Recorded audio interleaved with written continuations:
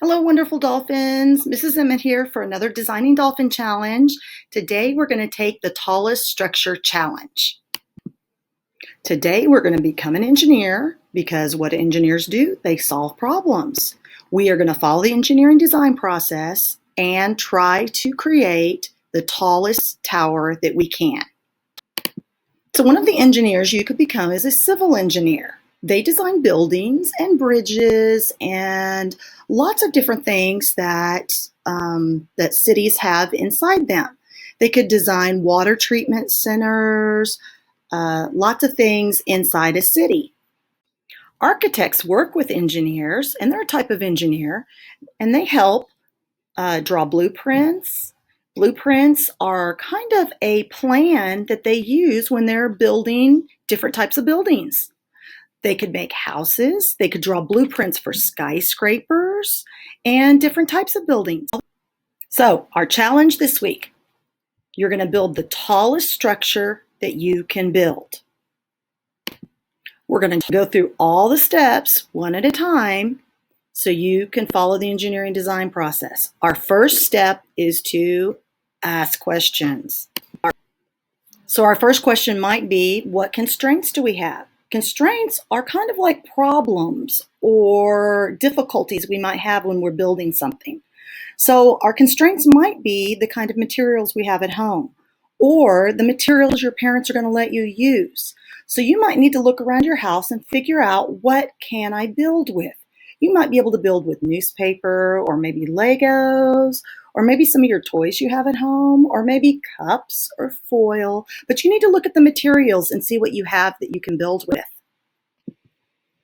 Part of asking questions is also doing a little bit of research. So let's research a little bit about the tallest buildings. So the tallest building in the world right now is the Burj Khalifa. It is the tallest building in the world at 2,716 feet tall. That is 160 stories tall. It is the tallest freestanding building right now. And I'm going to move my picture right here so you can see it a little easier. There we go. It is the highest occupied floor in the world. It has the highest observation deck in the world.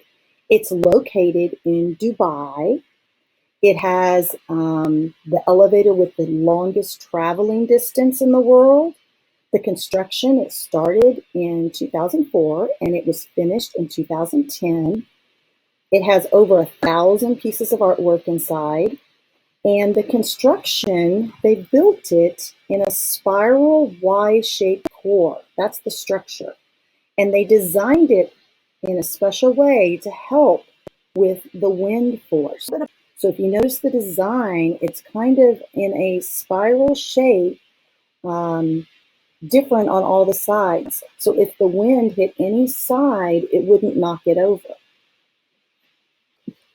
So let's look at some other buildings. What are some other tall buildings? Okay, look at number one.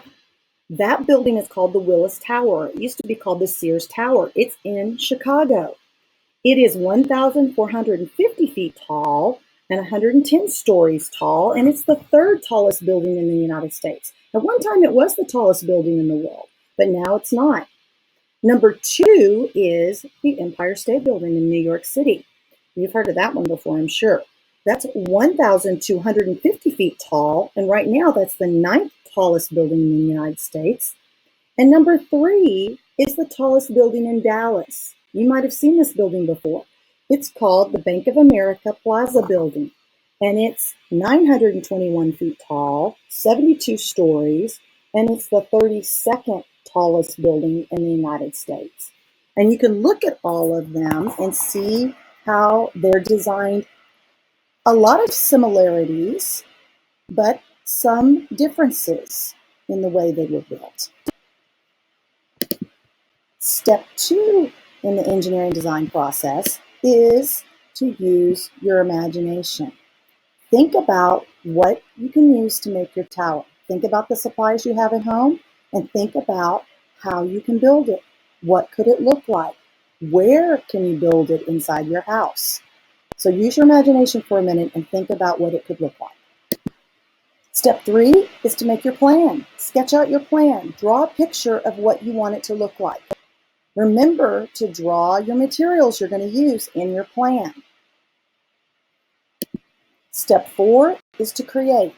Now, use the plan you made to create your tower. Get the materials and start building. Build your tower. Step 5 is to make improvements.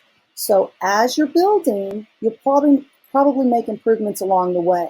So if your tower is not working, make some improvements. If it falls down, then start again and make improvements along the way.